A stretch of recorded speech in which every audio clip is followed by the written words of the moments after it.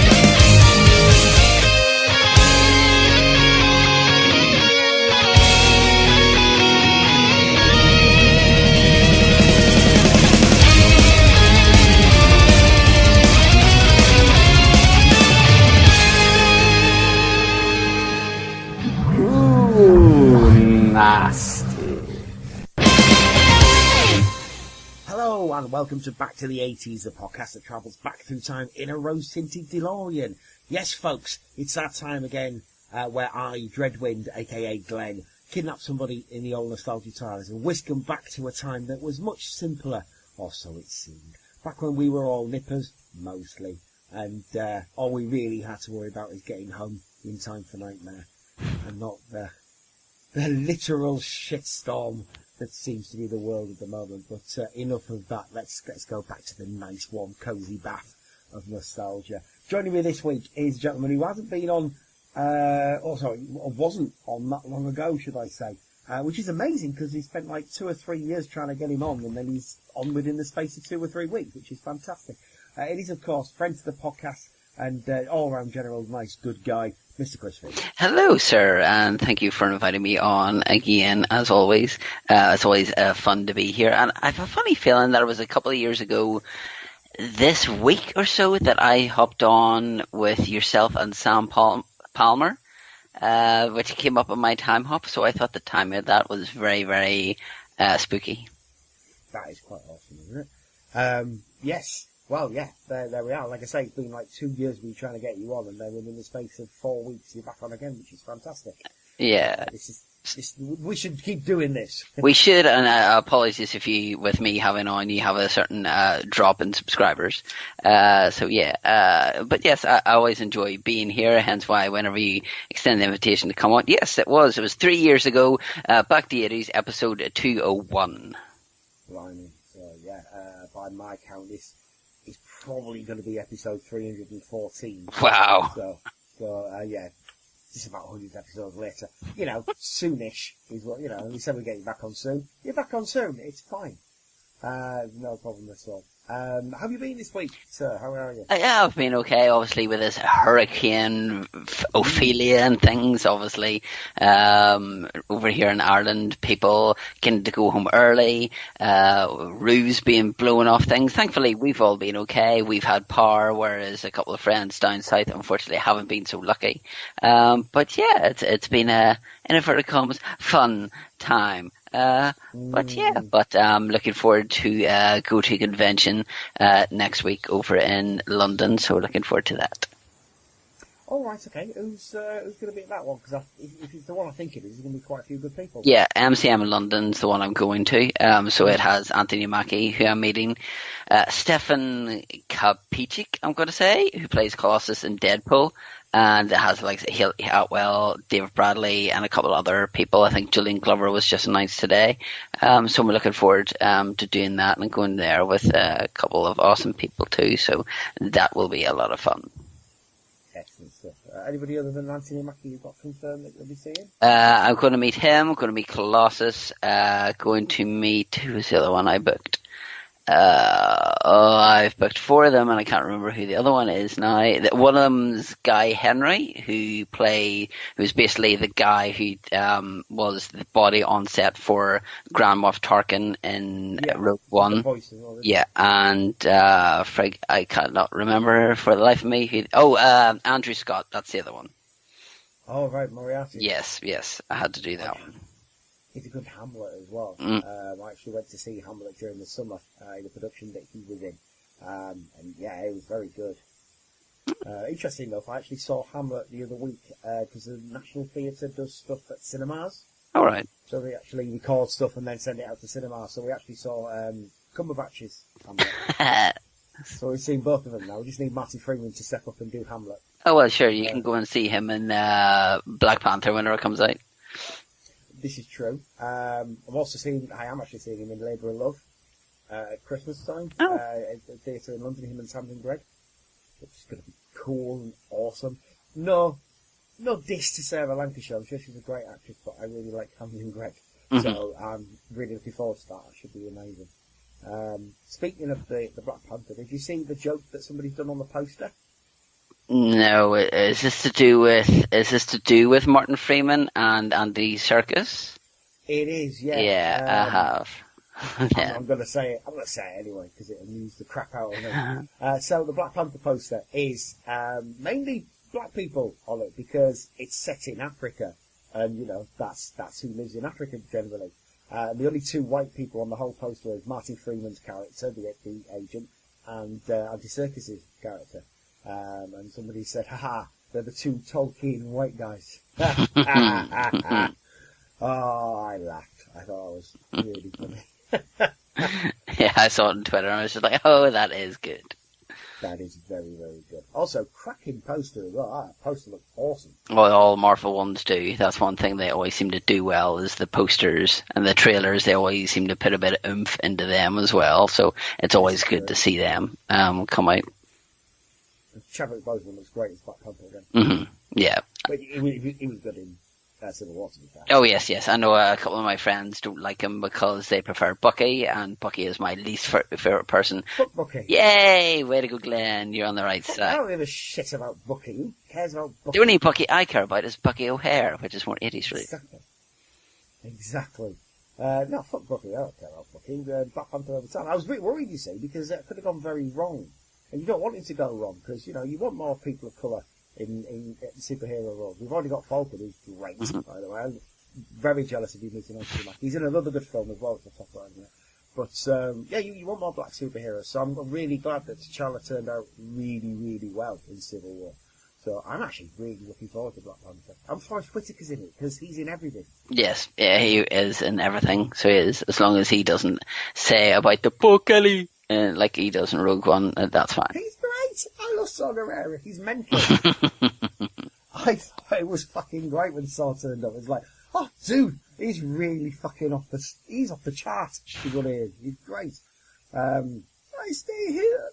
Oh, it's brilliant. I love Forrest Whitaker. He's great.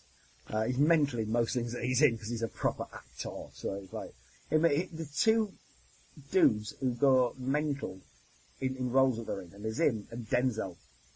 Yeah. Denzel plays crazy really well. It's like Training Day. He's proper mental in lots of scenes and that.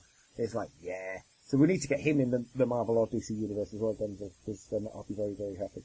But, yeah, Anthony Mackie's in another great film, called The Night Before. Have you seen it? No, I haven't even heard of it, to be honest. Oh, it's a Christmas film. But it's him, Seth Rogen, and Joseph Gordon-Levitt.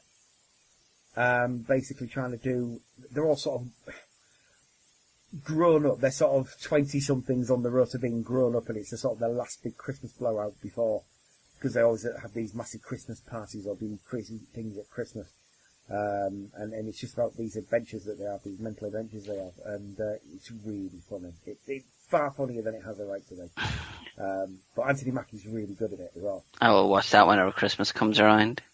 Yeah, I think it's on Now TV at the moment, so it might be doing the Now TV Sky digital round, I don't know. But it's very good. It's just a throwaway piece of crap, basically, but it is very, very funny. So yeah, he's very good at that. Cool. But, excellent stuff. As for myself, the only thing I really got this week was a cold. So yeah, not very happy about that, but yeah, started on Friday. You know when you get that scratchy feeling at the back of your throat? Yeah. Like you've swallowed something the wrong way and coughed. I think I really hope I've done that and I'm not going to get a cold this weekend. But no, sadly. It was a cold, but it is on the way out, even though you can probably tell that I am a bit at the moment. And if I do cough during the podcast, I can only apologise. I will try and edit it out. I will try and catch myself. But if I don't, I really do apologise. The only other thing I got this week, it was my birthday not so long back, and I got birthday money. And I also got share money, because I'm a shareholder. Oh, look at you. I know, so I occasionally get dividend share money, which is nice. And it always happens around my birthday, which is even better. It's like, oh, look, there's more birthday money. So I bought myself a couple of caps, baseball caps. I've been sorry lacking in that, so I got myself a Phillies one, and I got myself a Flyers one, and I got a couple of American football tops and another hockey top, because they's expensive. I'll just say that for nothing. They very expensive football top. I would buy Spurs shirts, but I can't, because Spurs, or British soccer tops, or soccer tops in general at the moment, have this horrible thing where they climb a call, they've got to be fitted to you. So they like a second skin. Now, not be funny, I'm a bit of a chunky monkey. The last thing I really want is something emphasising my belly. Thank you very much. That's what I find some... there was a T-shirt I bought in Primark or however you pronounce it, and it was a Chewbacca one, and it's one of those ones that kind of, as soon as you put it on, kind of just sticks to you. And I was like, no, even the feel of it, no, couldn't deal with it. No. I mean, if I had a washboard abs like, I don't know, Cristiano Ronaldo or something like that. Yeah. Then, you can get away with stuff like that. If you weren't happy to wear that. But sadly, I'm more kegger than six-pack. So, yeah, it's not going to happen, lads. So I would dearly love to buy special. What I might do, though, next time I do get some dividend money is maybe have a look at retro football shirts. I've got a few retro Spurs shirts that I really like. And I kind of like the V-neck old 50s. 1950s football shirts are pretty cool. So I might get some of them. But we shall see. I'm kind of out of love with geeky t-shirts at the moment because they're so expensive. I find some of them are, with the likes of Star Wars t-shirts, Marvel t-shirts. Excuse me, I'm catching your cold. Even with the likes of, say, like with the new Star Wars t-shirts, Last Jedi ones, I got 2 for £20 from Zavi. The likes of Sports Direct online, believe it or not, sell a lot of cheap t-shirts. So there's an app you can get called Shirt of the Day, and you can get some cracking ones there for quite cheap. The only thing that sometimes kills you would be postage over to our Fairland, but and customs charges as well, I find. Yeah, well, some of them are like $15 or $12. Of T-Fury and QWERTY, I think, are the two good ones that I deal with. And I think Shirt Punch are quite good too. Worst one is 80s tees. Yes, they are dreadful. So they are dreadful. You always get hit with like 15 to 20 quid worth of custom fees with 80s tees. And it's like, that's not worth it. It's costing me like 50, 60 quid for t-shirts. Yeah. It's like to get 2 t-shirts. It's not worth it. Brings me back to the days of Maddie Collector and getting 2 figures and then getting stung with the customs fee as well. Yep. Oh yeah. Tell me about it. In saying that, Super 7, I've been looking at some of the reveals they've been given at the moment. They're doing, and I don't know, I woke up this morning, and thought I was dreaming because I'd seen this thing last night and I thought, I must have dreamt this. But they're doing He-Man figures in the style of the old figures, okay, but Filmation. Yeah. You're getting like Filmation Skeletor, but in the style of the 1980s figures. Mm-hmm. That's kind of awesome. That is kind of awesome. But again, we get stung with crap shipping. Oh, absolutely. They need to open a UK operation, but they won't. Yeah, I think we've been down this avenue once before, Glenn. Oh, yes, with Hasbro and Natty and all these companies, and not going to happen, I'm afraid, but there you go. Such is life in the UK being a geek. Yeah, exactly, and getting shafted. Oh, yeah, they do love shafting us British people. It probably serves us right for all the years of the horrific colonialism, but there you go. That's one way of looking at it. We shall move on very quickly then to the ads for this week. Then we shall come back and we shall talk about something that's very close to Chris's heart that he's asked me numerous times, can I talk about this? Can I talk about this? Can I talk about this? And I'm like, go on then, you can talk about this. We will leave that, Jen, until after the ads. In the meantime, the ads this week, the 26th of October 1988 from Channel 4. And they go from, the sublime to the ridiculous. We start off with a Barclays ad. All I could think of is, you taught him to get down. Yeah, it's a really weird one because it's Robert Bathurst is playing like a businessman, but he's playing like a Cockney businessman. Mm-hmm. And I'm not used to Robert Bathurst having a estuary accent, frankly. It's weird. I put it down here on the notes, Bathurst, bad prole impersonation.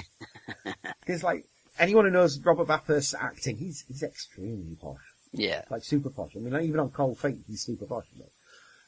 Very strange. But this is Barclays trying to get in touch with businesses as they used to. They don't do this anymore. You very rarely do you see business banking adverts because there's no business anymore. Thanks, Brexit.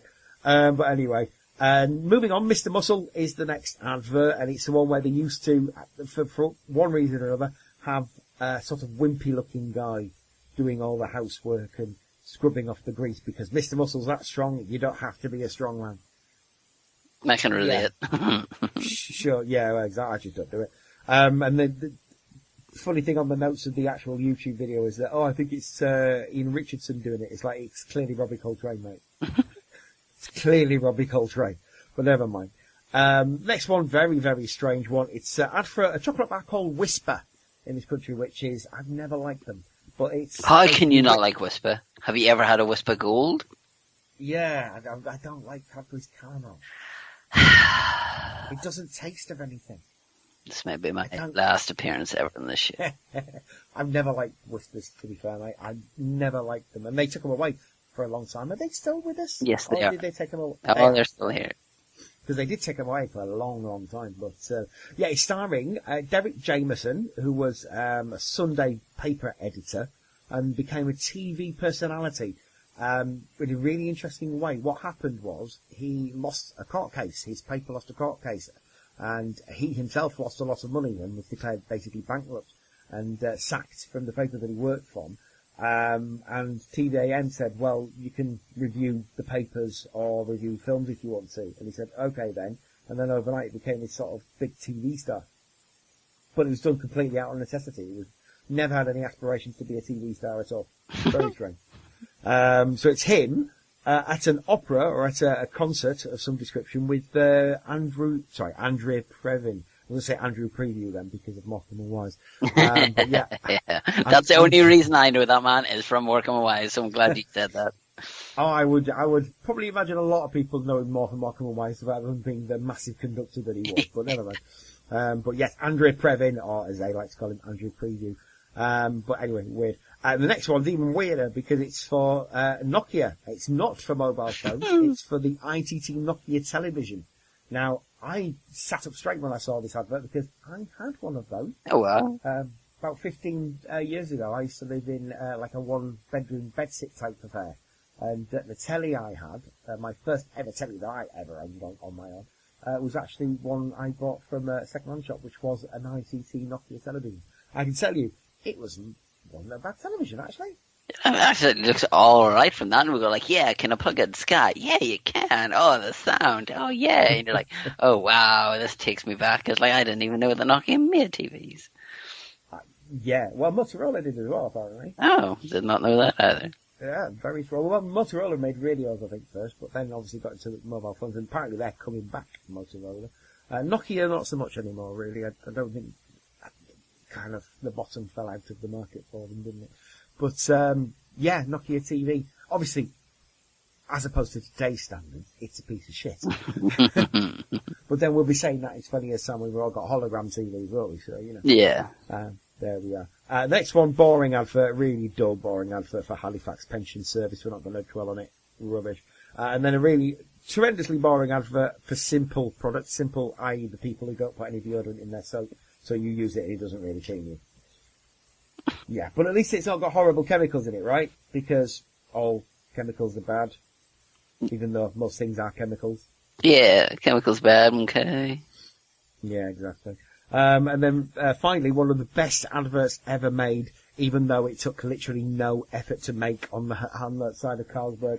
It's the Ice Gold in Alex advert, where it's an old piece of, it's from the film Ice Cold in Alex, oddly enough, where John Mills and assorted actors, including Anthony Quayle, after being out in the desert in a medical truck in the Second World War, they finally hit a bar, and the first thing they do He's drinking a nice, long, cold pint, or schooner, should we say, of Carlsberg. And he says, oh, that hit the spot. And yeah, that was the advert, because Carlsberg quite rightly thought, yeah, we don't even need to do anything here. It speaks for itself. Brilliant advert. Absolutely brilliant advert. So, yeah, those are the ads. Do go watch them. I'll try and remember to put them on the page this time. I always try and remember. I always forget, but never mind. Enjoy the ads. We shall be back in a couple of minutes. Bye-bye for now. Stay with us. Thundercats will be back after this. Debbie, phone. Debbie!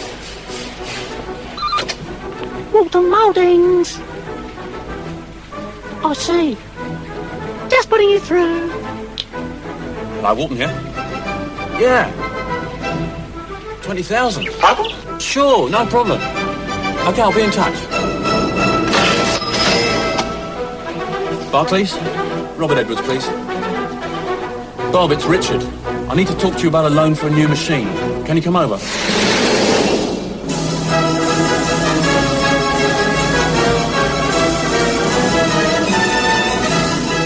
Barclays. For anything from a flexible business loan to a commercial mortgage, talk to us. Great. When you need the money, just let us know.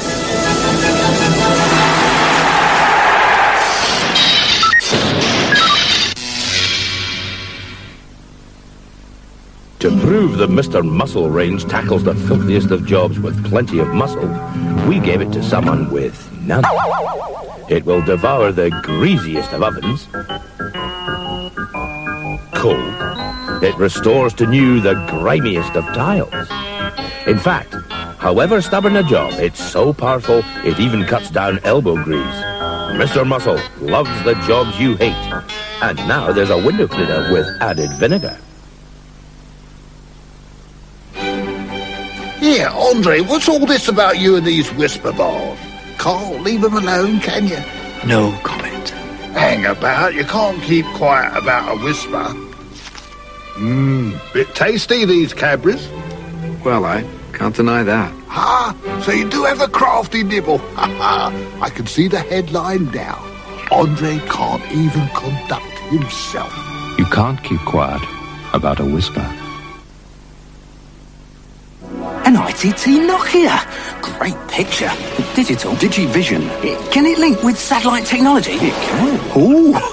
And has it a picture within picture video thingy? Like this? Yeah. Oh, great sound. Stereo? 30 watts peak. The business. So that's why you bought one of these? No. I bought it because it's a good-looking box. Oh, yeah. ITT Nokia. The future is looking good.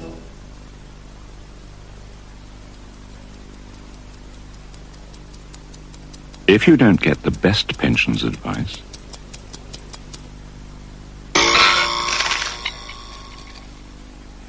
watch out. The Halifax Personal Pension Service. It could well be your best plan. With something this natural, would you add artificial colouring? Neither would we. Simple, not perfumed, not coloured, just kind.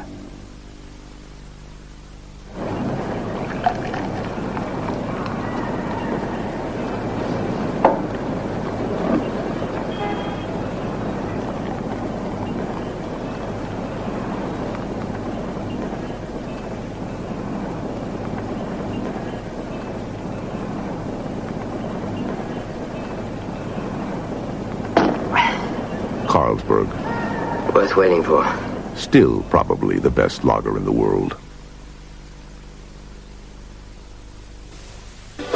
And now, back to Thundercats. And we are back. Hope you enjoyed the ads as much as we did here. Now, Chris, as I said before the ad break, you have been asking me to do this subject for ages and ages and ages, so I'm not going to be nasty. I'm going to let you introduce the subject and talk about why you like it. The floor is yours. Well, we start off 2 words. Dearest Brenda. That's the best way to start this, because this is to do with a classic TV program that was devised by the geniuses behind such TV shows like Porridge, for example. So how could you not like it? If you love Porridge, you're going to love this. Is Auf Wiedersehen, Pet? This is... My father sadly passed away a couple of months ago. This was his favourite TV show. This is one that... I think we watched roundabout when we were kids. I remember one distinct memory, which I'll go on to later whenever we get to the second season. But I remember watching it with him, and there's certain parts now that, whenever you watch it, there's a lot of bad language, and you're like, well, nowadays kids have Grand Theft Auto and they have this and that. But Auf Wiedersehen, Pet for me was just a great TV. It's still one that I can watch to this day, no matter if it's the first series, the second series, or the third series, which came back some 15 odd years after the second series ended. But Auf Wiedersehen, Pet is what we're here to talk about. You're back to the 80s. It was done in the 80s. You haven't done it before. I kind of know my stuff to do with it. That's why I thought, Glenn, the way there's like back to the 80s and there's Wiedersehen, Pet. Yeah, I'd like to talk about it. So thank you for giving me the opportunity to talk about it. But it's just easily one of my top 5 TV programs ever. It's just amazing. Well, it's one of those series that even today you can still find it on telly. It's still doing the rounds. Yeah. I can't remember. I think it's Gold or Drama still show it occasionally. I think it's on Drama at the moment. So yeah, obviously get watching that. But it's one of those things that's never really gone away, and it's sort of been the stepping stone for a lot of actors to go on to have much bigger careers, which I'm sure we'll talk about at some point. And the other thing I will just mention is that I didn't realise this until I started reading. I thought it was Dick Clement and Ian Frenais who created it completely, but it wasn't. It was actually Frank Rodham. Yeah, Frank Rodham kind of came up with the idea, and then he was kind of... they kind of took that on then, and then kind of, so it's kind of they wrote it, but he kind of created it.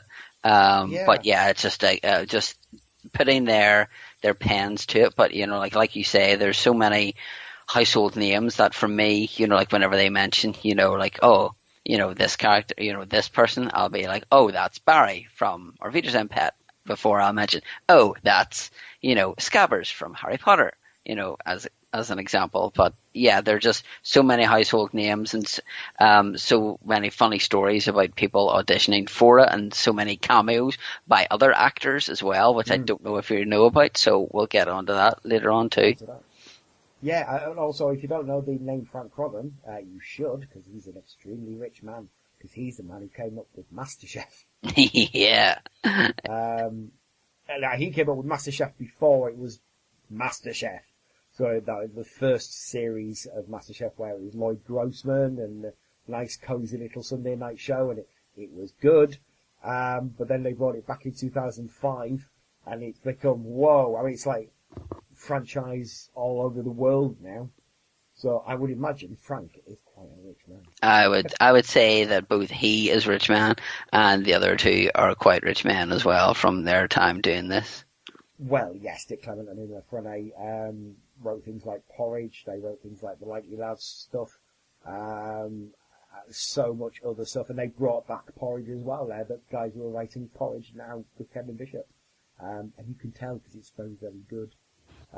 So yeah, at least I like it anyway. But basic premise of Auf Wiedersehen. Then I will just go through very, very quickly. It's the story of 7 construction workers from various parts of England, because in the 80s we had a lot of unemployment in the UK, but Germany needed to look, West Germany in particular, because it's the 80s, needed a lot of building work done because the British kind of bombed it a lot in the Second World War. So these outwork construction workers move over to Germany and start working there, and it has a very... they all live on the building site, and the building site has a very sort of Stalag Luft Colditz feel to it. Yeah, because that's what they call their hut is Stalag 17, and we're like, what? Yeah. It's like being in prison. Exactly. And they even have a commandant played by Michael Schurd as a German guy. This is before Bronson as well.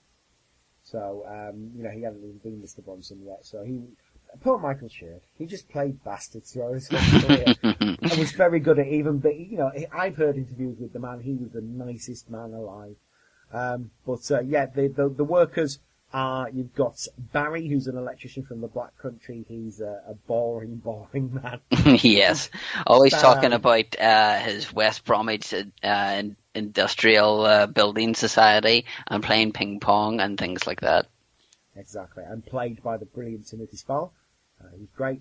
Neville, played by Kevin Whately. He's one of the Geordie bricklayers. He's insecure. He's young. He's newlywed. He's about to become Sergeant Lewis in Morse. And be very, very famous. You've also got, I would imagine the breakout character, which is Oz, yeah, the bricklayer. He was aggressive, he was jingoistic, he was all gob, basically. He's played by the absolutely brilliant Jimmy Nail. And you've got another Geordie, who is Dennis, played by the brilliant Tim Healy. He's a bricklayer as well, and he's sort of the father of the group. He's more mature than the others, he's sort of more level-headed.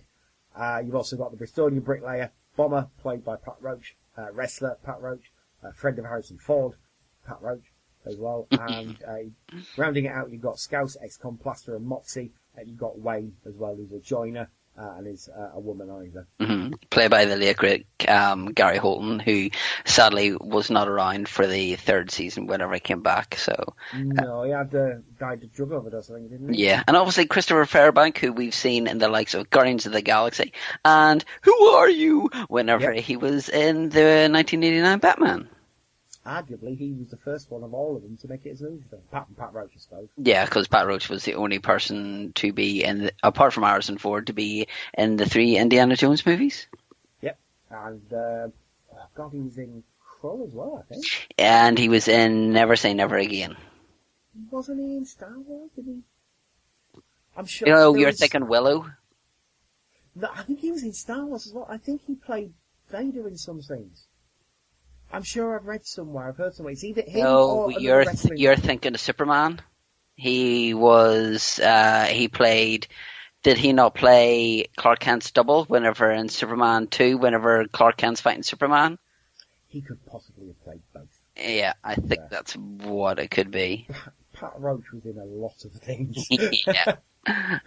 I think possibly because he was a nicer temperament than Dave Prowse. It could be. You could be quite right there. I'm never going to run into Dave Prowse. He's stopped doing conventions now. So. Yeah, that's true. That's very true.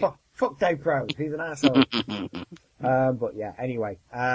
So yes, those builders formed relationships, formed friendships, and the whole set of series after this Empire is just about them and the fact that they are this little gang that sort of stays together even though they don't have to be once they leave Germany. But Chris, yes, what is it about this show that makes you love it so much? Or why do you think you keep going back to it? I think it's the writing for it, but I think it's the acting. You know, it's almost like if you were to put this down in front of somebody, you could almost think it was reality TV. The way the characters interact with each other, the way that, you know, like you have them from all different, you know, like you have, you know, a Bomber who is from Bristol, you know, like we have Barry who is from Birmingham, you know, and then you've got the Geordies, etc. You've got you know, and you've got all that, and then it's just bringing them all together, you know, and it's just the premise of it with them actually, like they actually filmed it in a hut.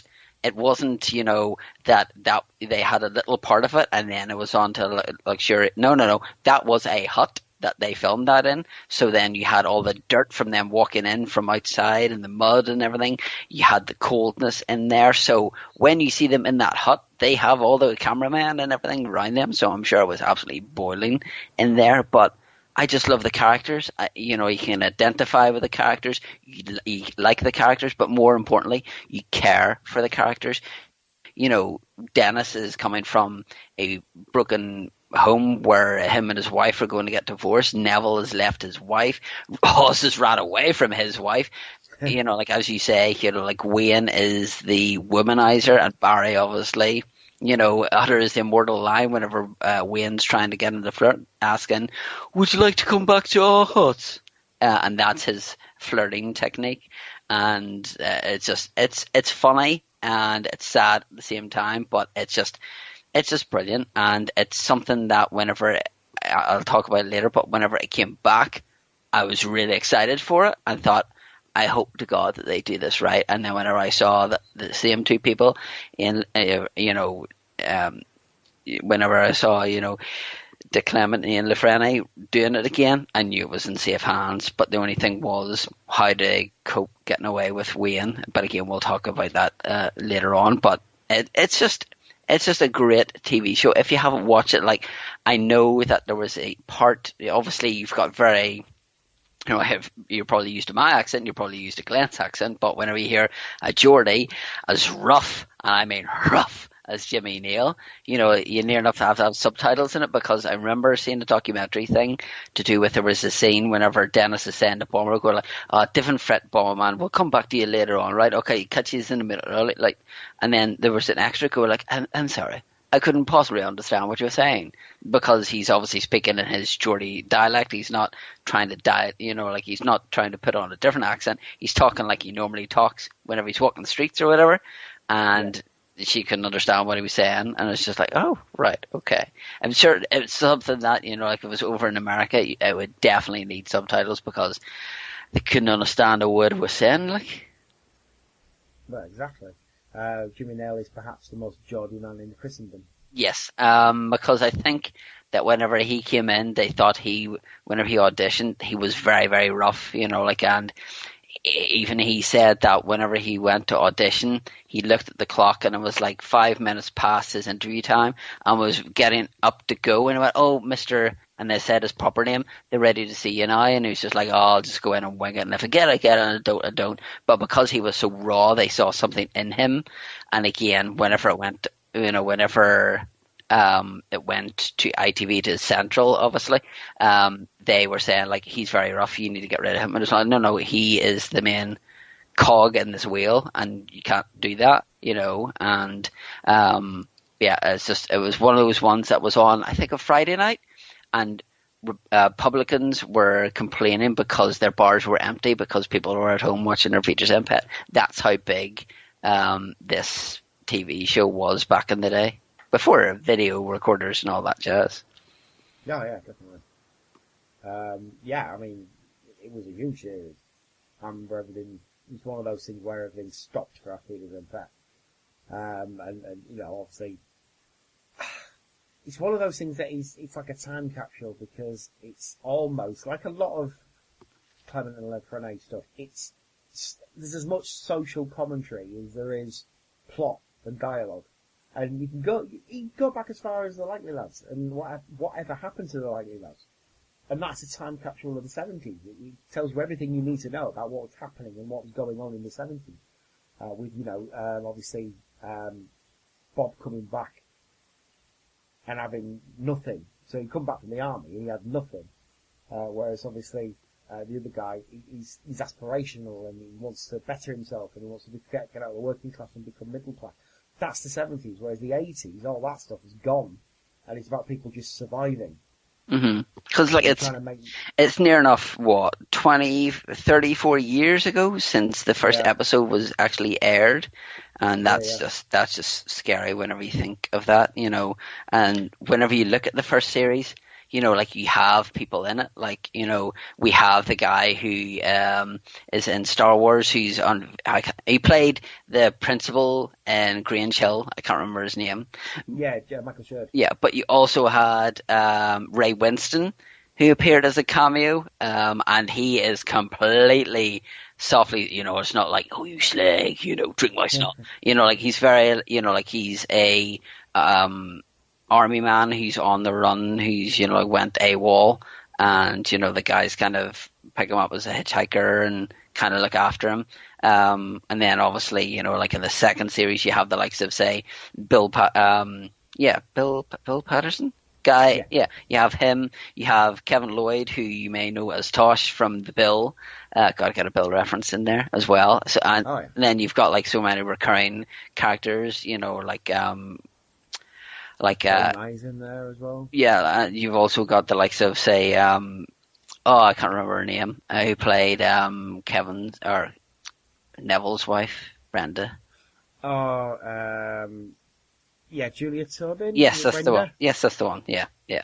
And you have her, and she obviously came back in the 2002 series of it as well, looking very different, but she still had those, like whenever she's exasperated, the eyes go like whenever she's talking, the eyes go really wide, and we're, oh, yep, that's Brenda, all right. Hair's different, the eyes are still the same.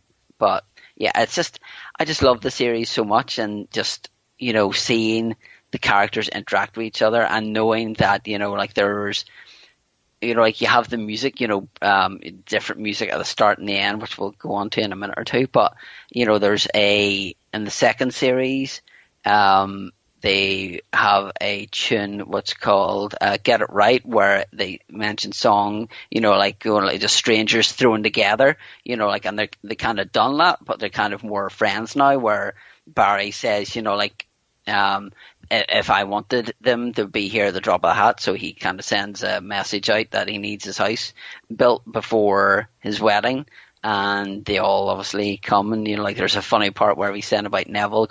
Neville was such a gentleman, like he gave you his shirt on his back, and he kind of looks at his shirt and goes, "Come to think of it, I think this is your shirt." But it's just like little things like that. But yeah, just as I say, the camaraderie is probably the big key for me, like, and then you kind of think, right, I would be more Neville than I would, like Dennis is the leader, so that'd be such and such, and you kind of start thinking, like in your life, who would play what character. Yeah, absolutely. Yeah, I think the fact that the characters are relatable, it counts for a hell of a lot. Because sometimes in things like this, you can find that the characters are cartoonish, and Oz, in the first series especially, is quite cartoonish. But also, I think, oddly enough, he's the character that sort of grows the most as well. Yeah. Especially between the second series and the third series, there's a big difference in the two of them. A big difference.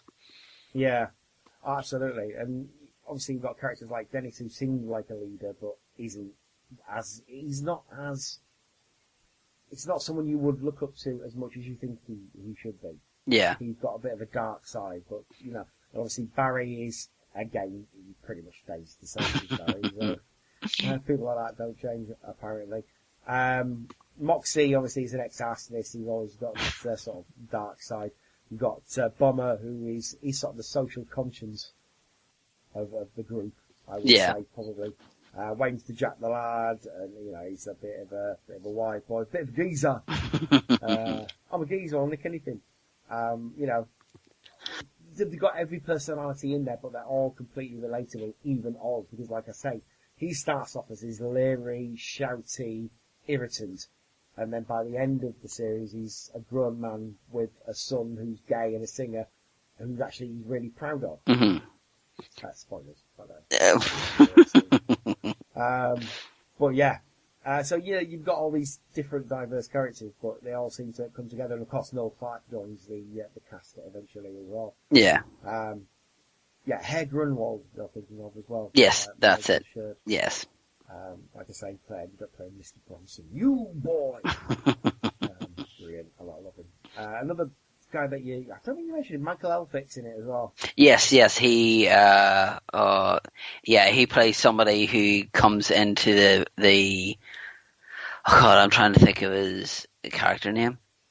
But he comes into the hut and stays with him because Oz says like, oh, you could stay with us, and McGowan, that's it. I'm just trying to think in my head here. I'm trying to think of a bit of the script, and I go, oh, McGowan, and then Bomber's away, and then him and Neville get into a fight, and then he gets like thrown off, like thrown out of the compound and stuff. But seeing like Barry go like, oh, just leave us alone, and then kind of scurries into the corner like a little petrified mice. But yeah, he was again, he was really good in it, and you see him later on whenever there's a big fight. Spoilers at the end, whenever Oz or Dennis is kind of torn between whether to go home and try and rekindle his romance with Vera, his wife, who wanted a divorce, who doesn't want a divorce, or Dagmar, who is the receptionist on site that he's kind of fallen in love with. So he's torn, so he goes to get out drunk, and then McGowan starts a fight, and Oz goes to save him, and then there's like a blood transfusion, and and then Oz is worried about that he's got 13 pints of German blood swirling around his body, so they make it say that Neville give him a blood transfusion and go like, you and I were blood brothers, man. So that's always funny as well. But yeah, there's, like you say, like so many different characters that you can have. But one of the big factors for me as well was my dad worked in a Hastings Hotel, Culloden Hotel over here, which is kind of like the big 5-star hotel where if, celebrities come over, they kind of stay, and he was a barman there, and he actually met Tim Healy at the bar, so he was actually talking to him, and obviously he was, gushing to him and said, he was a big fan and everything, and this was after the end of the second season, and, like he was saying about, how much he loved the show, and the fact that was that, obviously, he said, like, will there be a third season? And he was like, well, we were planning to do that, but obviously with what happened with Gary Holton, because they had filmed, but they filmed parts, but they had to go back and film some other parts wherever, like, he wasn't there. So there was a scene to do with a snooker table that he goes to pot something, and then, like, a couple of weeks ago, Gary was standing on the end of one of them, and then he wasn't there anymore, so it's very surreal that way. So he said, like, I don't know what'll happen now, but I actually have autographs from Tim Healy, Kevin Whately, Timothy Spall, Christopher Fairbank, and the late great Pat Roach. So I only really need to get Jimmy Neal and Noel Clarke to complete the 7, because I can't get Gary Holton anymore. But I remember my dad telling me that story, and then I think he asked, like, who do I go through to get these autographs, because my sister got the autographs and I got the autographs as well. So they're on, like, nice little cards. I actually took a photo, which I'll send to you later on. But they're some of my prize autographs are those, because my dad got them and then would tell me the story about how he met, Tim Healy and was talking to him about Auf Wiedersehen pet, and then lo and behold, obviously some 15 odd years later, we got like another series of it, which was still good, and I love that series dearly. And they did a series after that in Arizona, and then they did like a special, but the Arizona one had Bomber on it, but Bomber was obviously looking very frail in it. It had lost a lot of weight compared to, they even kind of played to that in the storyline, where he had, like, I can't remember what he had that was wrong with him, but there was a part wherever he was sitting down and looked very, looked very sleepy, and goes like, Dennis says, go on and get your head down for a while. And then on the Christmas special, he wasn't there at all for it, because obviously he passed away, and they kind of dedicated it at the end to him, which I thought was a nice touch.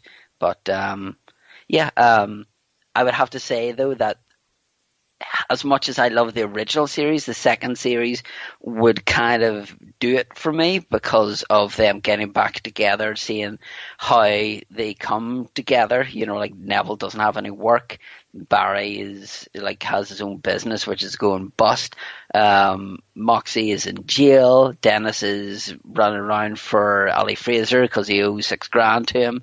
Oz had just come back from being kicked off the Falklands. The first Britishman to be forcibly removed from the Falklands. Wayne was just running around in his BMW that he had from Germany, but never put his wife's name on it, so then it gets impounded.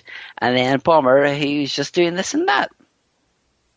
As you do. As you do, yeah. So, there's, like I say, like, obviously you see the growth in the characters from then.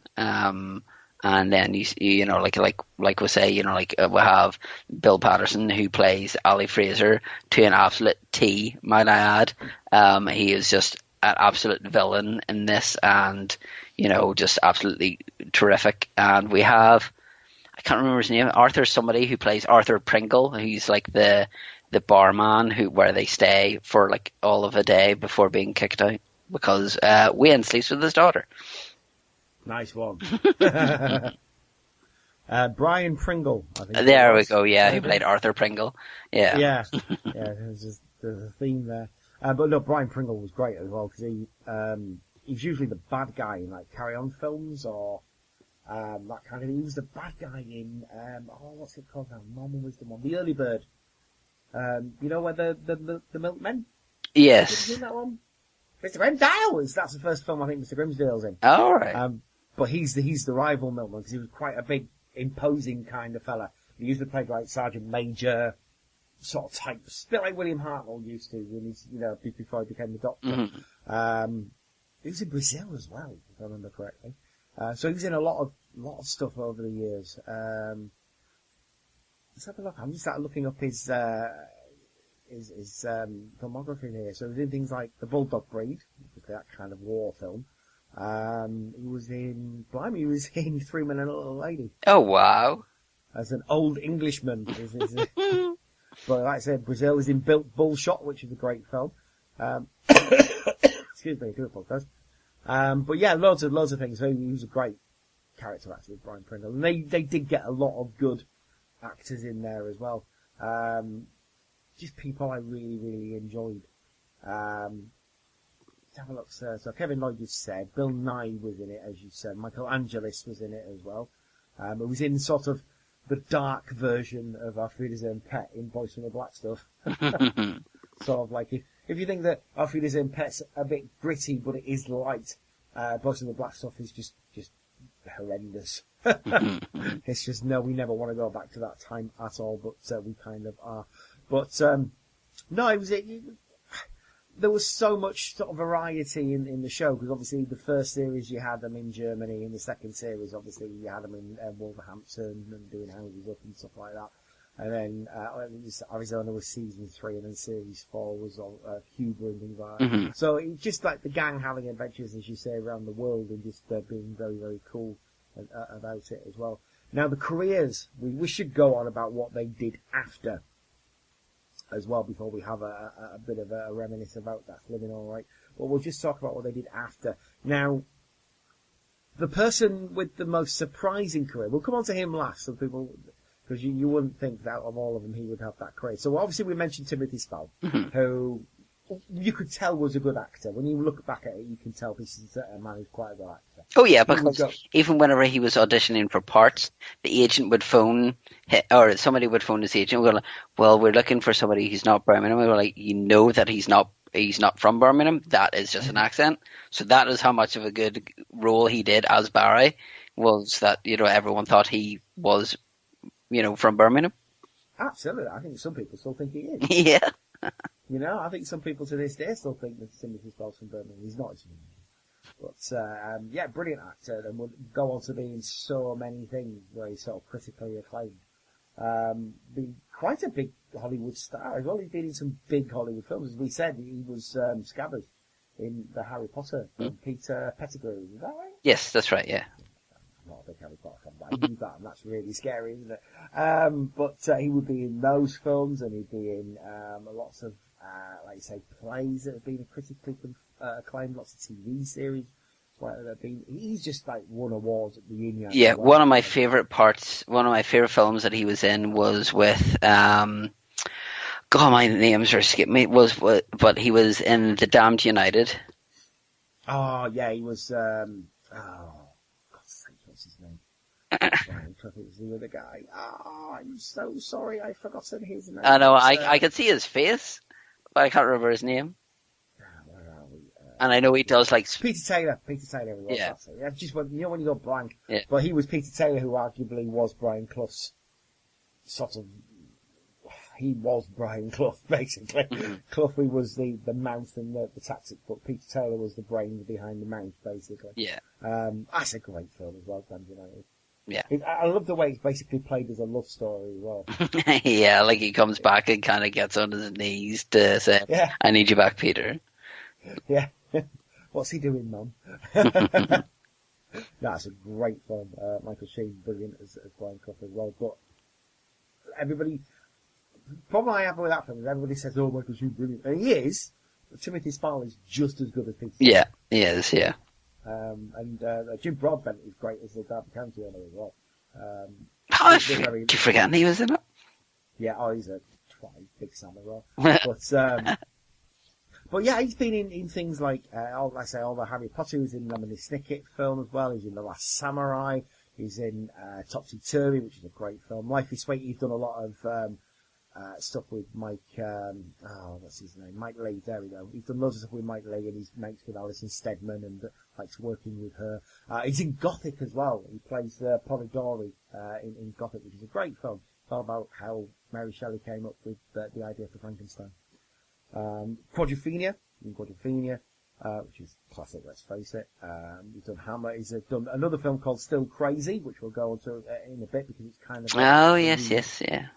Kind of a reunion of sorts. Sort of, yeah. He's in Vanilla Sky with Tom Cruise. This guy has been in loads of stuff. Massive career. That isn't over. That's the thing. It's nowhere near being over because he's not that old. How old is he? He's 60 years old. Yeah, and he's lost a lot of weight. I don't know if you've seen him now. Well. He was in the Philip K. Dick thing the other week, wasn't he? Because he wasn't well. He had cancer or something, did he?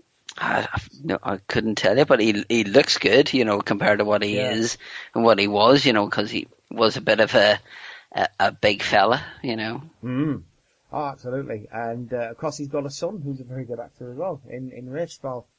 He's done all right for himself, this Timothy Spall. He's done okay.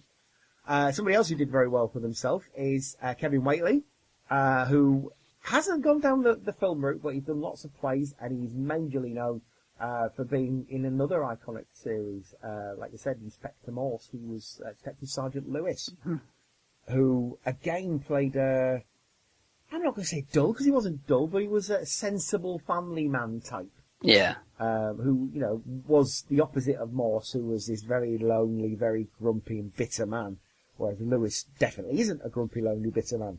And became a sort of surrogate son, I suppose, for Morse, kind of.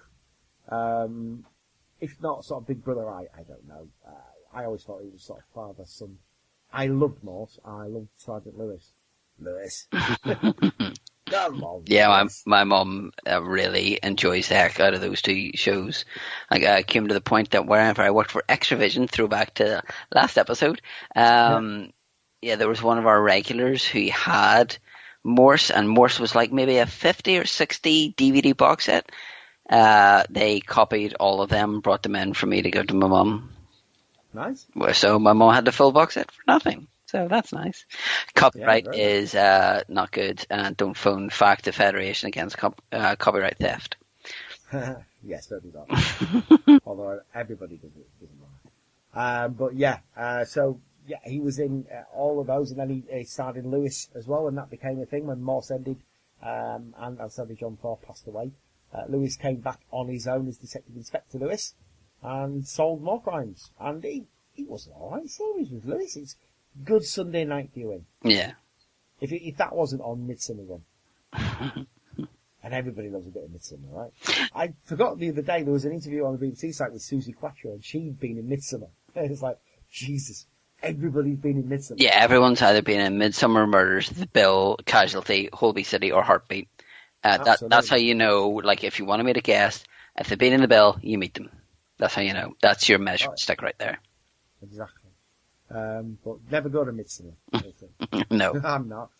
Midsummer or King's Markham. I'm not interested in either of those places. No, or Gotham. I wouldn't go to either. Or Cabot Cove. Don't meet up with Jessica Fletcher in Cabot Cove. Did you see, just a very, very quick aside there, did you see that Angela Lansbury, I'm going to call her Jessica Fletcher then. Angela Lansbury has actually said she'd be up for one last go. Oh, wow. Oh, they should really do like a crossover episode with her and Dick Van Dyke. That would be amazing. Diagnosis Murder and Murder She Wrote. Diagnosis Murder She Wrote. Diagnosis She Wrote. Yeah, murder. Oh. They already did a crossover with Magnum. She actually exists in the same universe as Magnum. Oh, wow. Higgins. Which means, because Magnum exists in the same universe as NCIS, and it also exists in the same universe as Quantum Leap. Oh, wow. Get on that shit. We need that mashup right now. Also, if you're going to have Angela Lansbury, because she's probably one of the oldest women in the world, you also need Betty White in there. Yes, you do. Yeah, you need them going out and solving murders together. Oh, dude. It's like a really, really old Cagney and Lacey. Happy fucking hell. I really hope they get on it, and I hope they do it as well, because I love Murder, She Wrote. It's a brilliant show, and we'll talk about that at some point. But Angela Lansbury's a legend. Yes, she is. She's great. Speaking of legends, you've got Pat Roach, who, as we said, was in lots of films, as basically a big man. He was also a very good wrestler, back in the days when British wrestling was a thing. It isn't so much now, it kind of is coming up a bit with the WWE sort of pumping a bit of money into it, but back in the old days of Big Daddy and Mick McManus and all those, Kendo Nagasaki, he was part of that generation just before that. So I would imagine it'd be Mick McManus mainly, possibly Big Daddy, or I don't know Big Daddy. But his brother owned the company. Of course he was a bloody champion. The better wrestler was actually Giant Haystacks. Yeah. He was actually a really good wrestler. But there you go. But Pat Roach, yeah, like I say, wrestler. He was a big man. He was sort of him and Dave Prowse played big men in movies in the 80s. Before Kevin Peter Hall came along. Yeah, I think though from Pat Roach seemed to have a nicer demeanour, and obviously wasn't barred from going to certain conventions because of what he said or didn't say.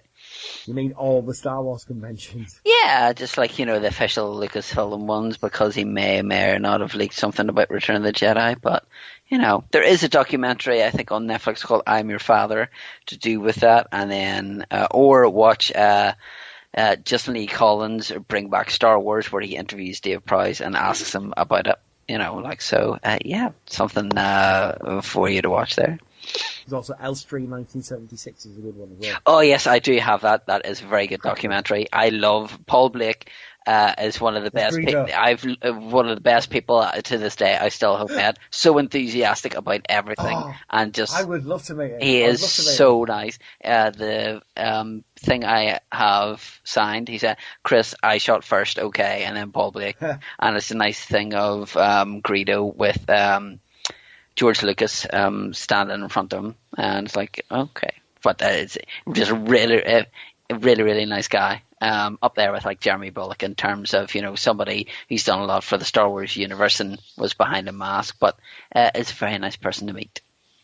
The thing I like about Paul Blake, and just to go off topic just a second, but the thing I like about him is that you do find some people who play sort of that kind of role get a bit bitter and say, "Oh, my career didn't really pan out as I wanted to." After that, he's like, "I was fucking Greedo." Yeah. I was Greedo, motherfucker. I will be forever remembered as Greedo. What's not to like about that? Yeah. I'm my own action figure. Because it says, like, even whenever he dies, he go, like, brilliant, in all these plays, better known as Greedo. And that's the thing, is that, like you say, he's embraced it, and he's not bitter about it at all. And he's just one of those guys who just seems really happy with life, and just seems to take each day as it comes, and just seems to be happy that he gets to meet people, and that's always a good experience, is whenever they're happy, then you're happy after you meet them, rather than some sorbake who doesn't even talk to you, like Peter Mayhew. Oh, I've heard good things about him. So I have met him, and he didn't even say hello to me. He was a grumpy fucker. Yeah, sorry, but Paul Blake, complete opposite of Peter Mayhew. I've been lucky in people I've met them, because everybody's been really nice. Like Kevin Smith got told off.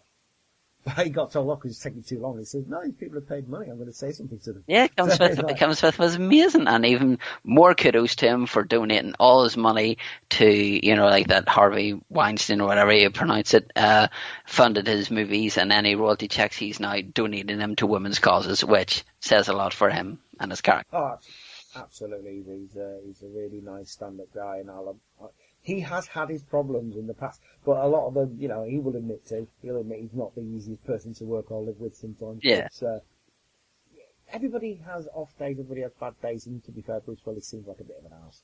So there you go. But there you go, enough about that. Some people at conventions can be a bit arsey. I do understand it sometimes if it's hot and you're having a bad day, but On the other hand, people paid a lot of money to see you to be professional, because we've got to be professional at my job, so, there you go. Anyway, moving on. Gary Holden sadly did pass away, but I have no doubt that he would have been a massive star had he lived. Yeah. Because he was a very good actor. He was a really sort of relatable, likeable guy as well. He just had this problem with drugs, as is sometimes the case. You get these guys who are lovely and they're really nice, but they've got these personal demons that they have to deal with, and they can't always do it, and Gary sadly didn't. Christopher Fairbank has been a jobbing character actor for years now. As you said, he was what are you in Batman, and he does pop up in loads of things. I always say, "Hey, Moxie," Yep. which I haven't got any dots though. Yeah, well, he's been in loads of things, Christopher Fairbank. He's a proper Scouser as well, as far as... Oh, no, he's Hertfordshire, so he isn't a proper Scouser. But he sounds really posh whenever he's talking properly, like really posh, so he does. Nice. He was in things like Sapphire and Steel, he was in The Professionals, he was in The Fifth Element. Oh, he yes, was one of the that's right. scientists. He was Murphy in Alien 3, because of course he was. And he was in things like Pirates of the Caribbean, so he will pop up on loads of things. He's even in Crocodile Shoes later on down the line as well. Yeah. Which is, I think, is very, very cool. And as we said, he was Guardians of the Galaxy, he's the Broker as well. Which is cool. Excellent stuff. Anybody else to talk about? Well, I wonder. Well, it's Tim Healy. We'll talk about Tim Healy. He hasn't been well, as far as I'm aware, Tim. I think he had a heart attack or a stroke or something. Yeah, I think that's whenever they were filming Benidorm or something, or he was... Yeah. It wasn't in the UK, it was abroad, and, because he has his own Twitter account, and people were saying, tweeting it and saying, I heard you haven't been well, I hope everything's okay, and I think it was touch and go as whether he would actually pull through, but thankfully, he's on the mend, and obviously you can see him now opposite David Jason and still open all hours. Yeah, he's very good in that as well. Again, that's another series they brought back, and you see Roy Clark was still writing it, so that helps, doesn't it? Mm-hmm. He's been in loads of things, like you say, actor, well known on television. Excuse me, he was in Vic and Bob's Catterick. He was in that. He was in Heaven, which is very good in Heaven as well. Waterloo Road. He's been in Coronation Street. Boys from the Bush. He was in Commoner's Muck, which was another show with a kind of Auf Wiedersehen pet feel. Mm-hmm. If you've not seen it, watch it. Brilliant. The first series more than the second series, but the first series is really brilliant. He was formerly married to Denise Welch. He isn't married to her anymore. But his son, his eldest son, is the front man of the band The 1975. Oh, I did not know that. Which is cool. So yeah, he's been in a million things. A really, really good character actor on television there. And finally we come to the one, the only Jimmy Nail, who had no right to go on to do what he did. No, he really did not. Well, I mean, he's brilliant, don't get me wrong. You ain't no doubt that he shouldn't have done that. Oh, do you see what I did there? If you were looking at them back in 1983, you would not have said that out of all of them he would be a massive pop star and a massive TV star. Because you'd just think he's Oz. And he kind of became a kind of sex symbol for a little bit. Ish, sort of. But, again, Jimmy Nail, was acting a lot. He was a shipyard worker, for a bit. He was in prison. He spent time in prison. He worked in a glass factory. His name comes from the fact that when he was working in the glass factory, he was sleeping glass off the floor. He stood on a 6-inch spike that went through his foot. Oh, lovely. And that's why it's called Jimmy Nail. Because his real name, are you ready for this? James Michael Aloysius Bradford. That's easy for you to say. Yeah. But yeah, like I say, every series has a breakout character. Mm-hmm. Especially when they're ensemble series. So like in Friends it was Joey. Yeah. In How I Met Your Mother it was Barney. In the Goldbergs it's Barry. And in Auf Wiedersehen Pet it was Oz. He clearly wasn't the focus of the show. That was supposed to be Neville. Sort of the Neville Dennis relationship was supposed to be really the focus of the show. But Oz was such a popular character that, yeah, he became pretty much the focus of the show in the end. He found himself typecast when he left that. He kept getting offered sort of hard men roles, but he created himself with Ian Frenais. Spender, the series Spender, where he played a private detective. It ran for 3 series from 91 to 93 and was quite popular. He produced a telefilm as well. He was in it, a novel as well. And I liked Spender. Spender was quite good. I never really watched Spender. I know my dad was a big fan of pretty much anything that Jimmy Neal would have done. You know, like he was a big fan of, you know, like, and I still remember to this day while we were moving, I was like, do you need this? And it was the Crocodile Shoes album that he bought. Yeah.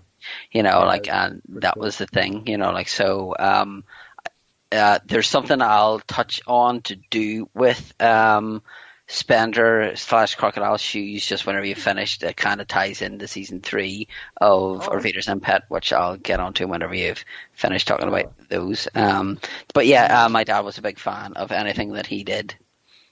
Yeah, he was really good with Spender. He was a copper detective sergeant, and he was usually sort of carrying out the more daring cases that the police needed to do. So it was quite a good slick cop show. And the first series, apparently, the BBC must have had faith in it because it cost them £2.5 million to produce. This is in 1991. So, you know, they obviously had some faith in it. So, yeah, Spender did very, very well for him. And then after that, in 1994, he did a show called Crocodile Shoes, which was about a factory worker who becomes a country and western singer.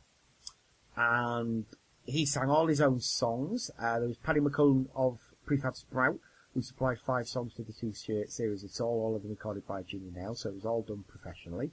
And yeah, it was quite a good show. Was Crocodile Shoes, and like I say, very successful. 2 albums he got out of that as well. Thankfully, Dad only had the one of them. I didn't mind. I quite liked his voice. I thought he's quite a good singer. Let's have a look. I'm trying to see how it doesn't say what chart position it got. But it didn't do badly. I know that. I know Ain't No Doubt, I think, was number 1. Yeah, it was. Yeah. I was listening to that earlier on today. I actually got a 90s compilation that I've been listening to at work. And it came on, and I'm like, Ain't No Doubt, I ain't heard this in years. And I'm like thinking, this is actually a really good song. Yes, no, she's lying. She's lying. I want nobody else. She's lying. Why, she's lying, Pet?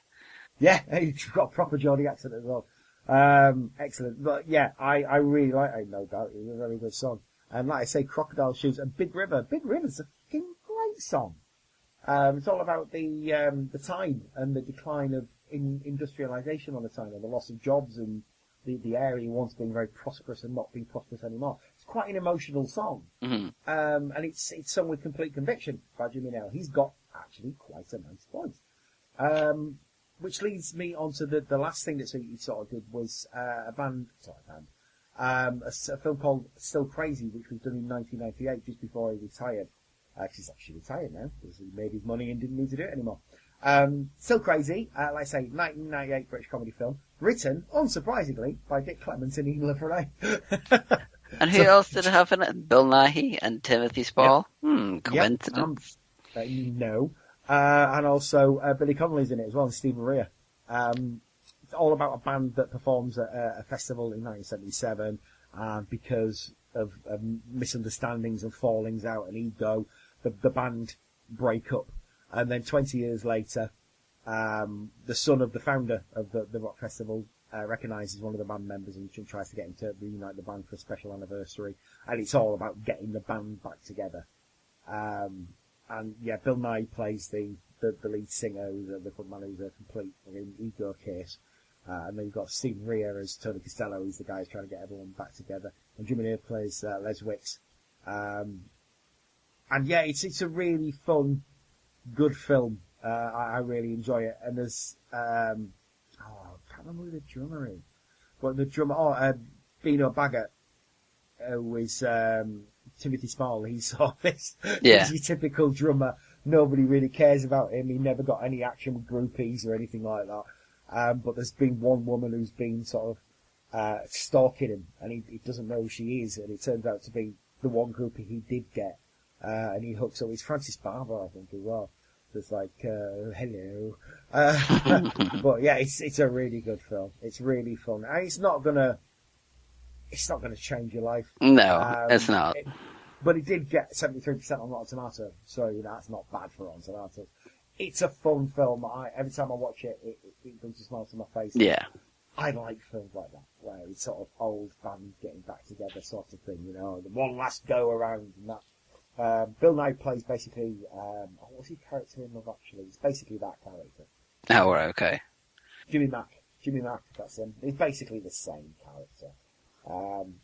But yeah, very, very good film. He's actually nominated for 2 Golden Globes in 1999 as well. So, yeah, Jimmy Nail, far better career than he had any right to have. Yeah, but all credit to him for that. Oh, absolutely.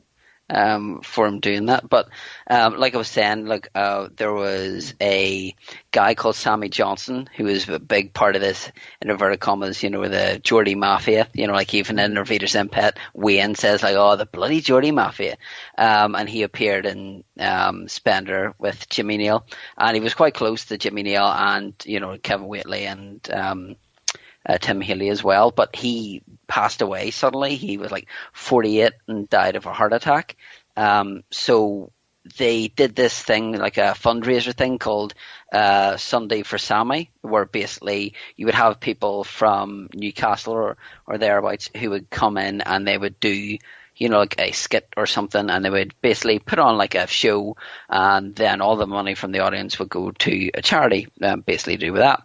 So they reached out to Dick Clements and Ian Frenais about writing a sketch for that, and there's a part wherever there's a documentary thing that you can get. I don't know if it's still readily available or not, but I got it from my dad for Christmas.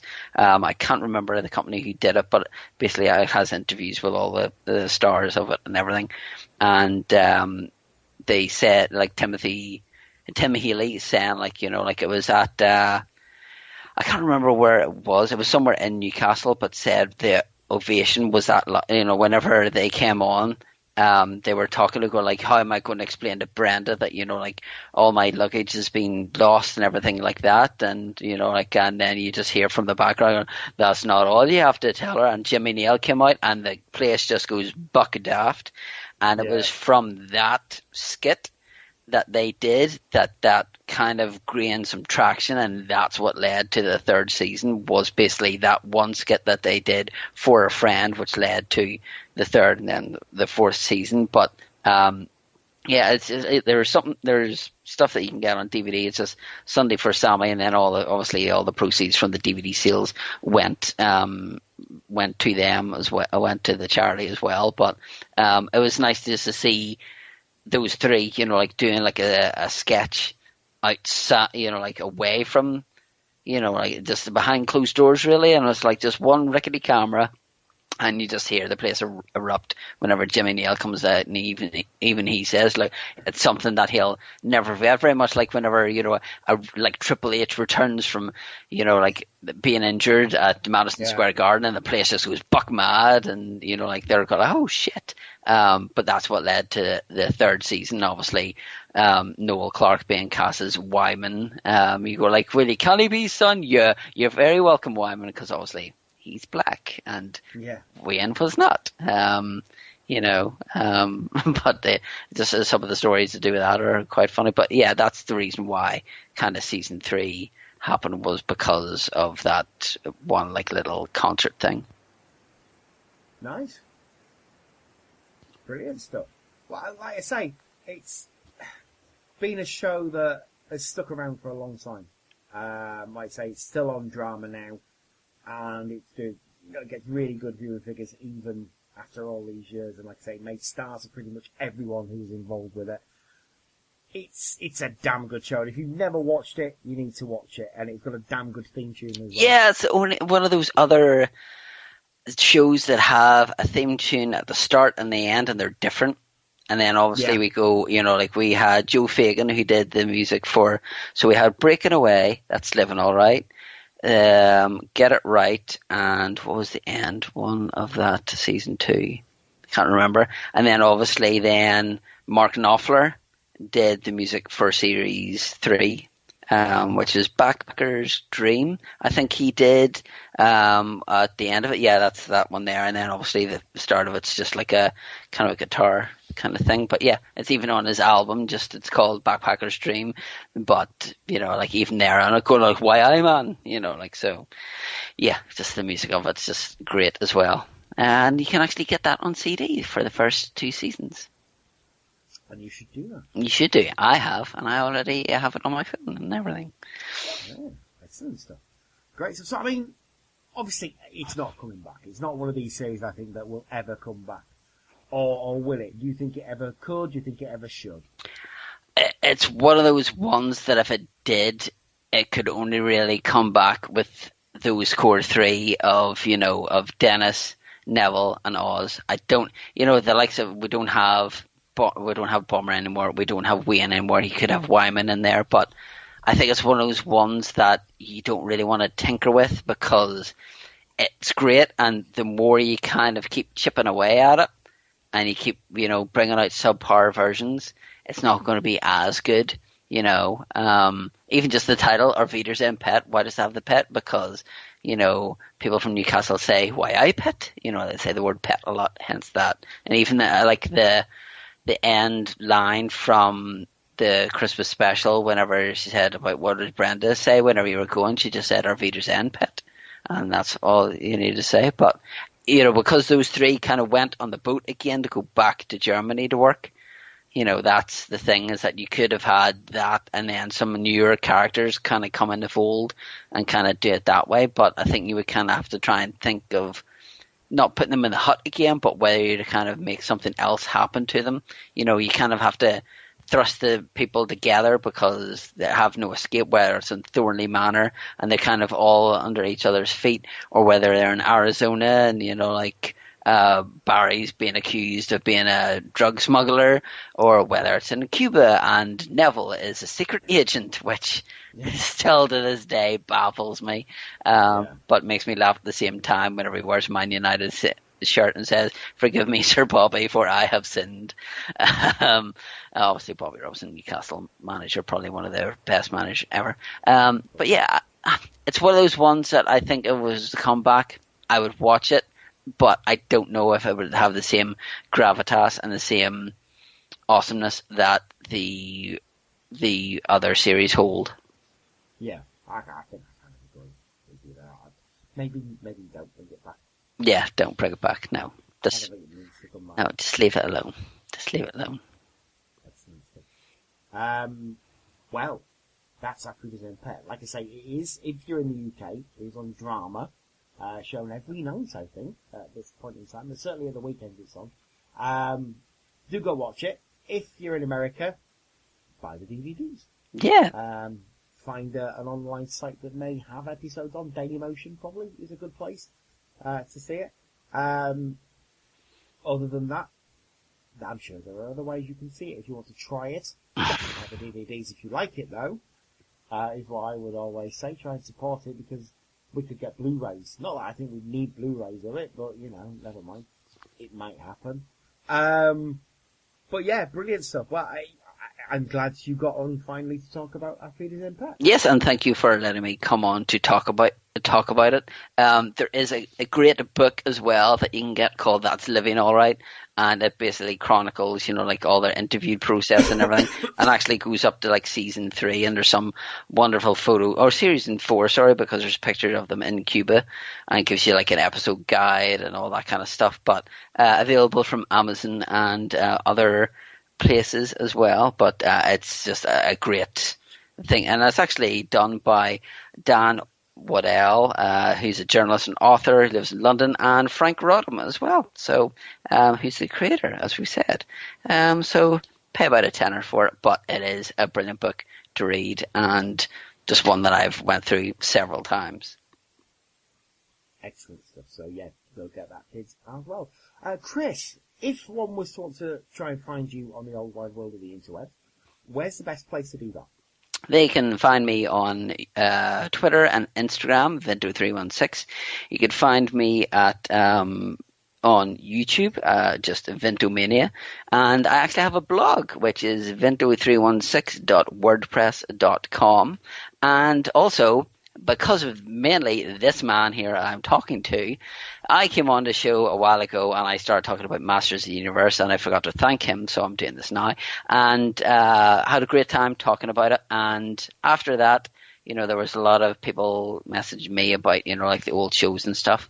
OperationRetroshock.podbean.com or iTunes, just type in Operation Retroshock, will host the old Masters of the Universe Chronicles episodes. So there's a couple up already. There's a couple of commentaries with James Etalk, and there is my much requested Roger Sweet interview as well. I have bought a new laptop, although the microphone I'm currently using is the same one I used whenever I did Master Universe Chronicles 6 or 7 years ago. Still works. Good old Microsoft. So I may be bringing it back. So if I do, I would like to cordially invite you on, Glenn, if we can get our times and stuff. I've appeared in your shows enough time. It's about time you appear in mine. So if it comes back, I would like to invite you on. But thank you for getting the creative juices flowing and kind of just making that happen. So I owe you a lot. So thank you very much for that. Oh, well, you're very kind, mate. It's always a pleasure to have you on. And of course, I'll be on International Universe Chronicles. I'd love to be. Okay. That'd be brilliant. I can't wait. In fact, that'd be great. But yeah, absolutely. You're welcome back anytime. I'm sure we'll have you on again very soon. Well, I welcome that. And if I know a certain 80s property, I would like to come on and talk about it, whether it be the A-Team or Knight Rider or Incredible Hulk or something along those lines. But yes, I would like to hop on. Or Doctor Who, for heaven's sake, because, third Doctor and all that, the best Doctor. Well, yes, this is very, very true. I can't disagree with you on that one. If you want to find me, it's very easy. If you go on Twitter, @CumryNerdCave. If you go on Facebook, it's Glenn Jakeman. Please do send me a message before you try and add me, then I'll add you. Otherwise, can't add you. That's how that shit works, folks. You can also find us on the forum, which is backtotheeighties.freeforums.net. You can find us on Facebook, which is facebook.com/BTTEpod, and on Twitter @BTTEpod. We're also on the Blogspot as well, which is backtotheeighties.podcast.blogspot.co.uk. And you can also find me on YouTube, which I do need to make some videos very soon. It's Cumry Nerd Cave on the old YouTube. Excellent. Well, again, Chris, thank you for being on the show. It is always a pleasure. And like I say, we will get you on again very, very soon. Because why would I deny the world you talking about something else from the 80s? Why would I do that? It doesn't make sense. I don't know. But yeah, anytime you want to have me on, if I can be here, I'll be here. And I always look forward to chatting with yourself. So thank you for having me on, as always. Oh, more than a pleasure. To leave us this week, obviously, we're going to leave you with That's Living Alright, the Auf Wiedersehen pet theme, the full version, because there is a full version of it, and we'll leave you with a Granada close down from 1988. Did try and get a Time Teams one, but sadly, I've done all the Time Teams ones. So, Granada it is. It's near enough. It's just across the Pennine. But again, Chris, thanks for being on. Say bye-bye. Auf Wiedersehen, pet. Oh, obviously. And bye-bye to everybody listening. Again, thank you for your support. Thank you for listening every week. And we'll see you in the next episode. Bye-bye for now. Working on the site from morning till night. That's living alright. That's living alright. In a pint with the boys in a baffled noise. That's living alright. That's living alright. Working all day for a pittance of pay, then blowing home on Saturday night. And you kiss the dames, but you don't ask their names. That's living alright. Working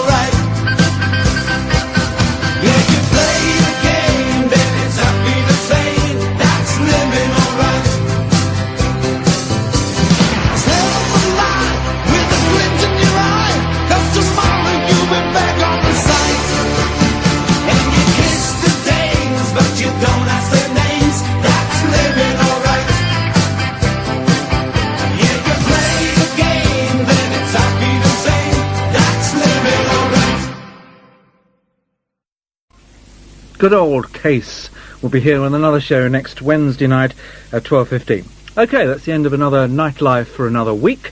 It all happens again next Friday, and over the 2 nights we'll bring you films like Sweeney 2 and Suddenly Last Summer with Elizabeth Taylor, and the investigators of series like I Spy and Hunter.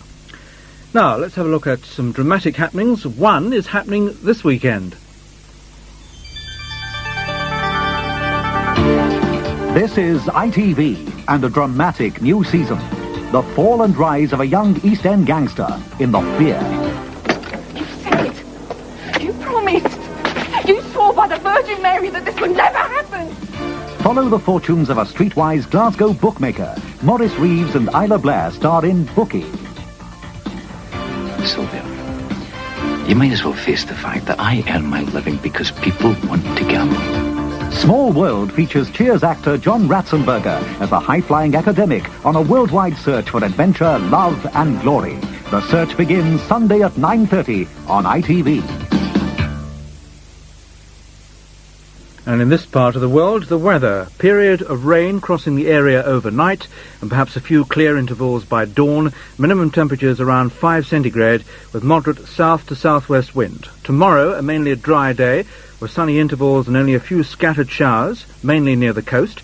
Wind, moderate southwesterly. Maximum temperatures of 8 centigrade are likely. That's the weather.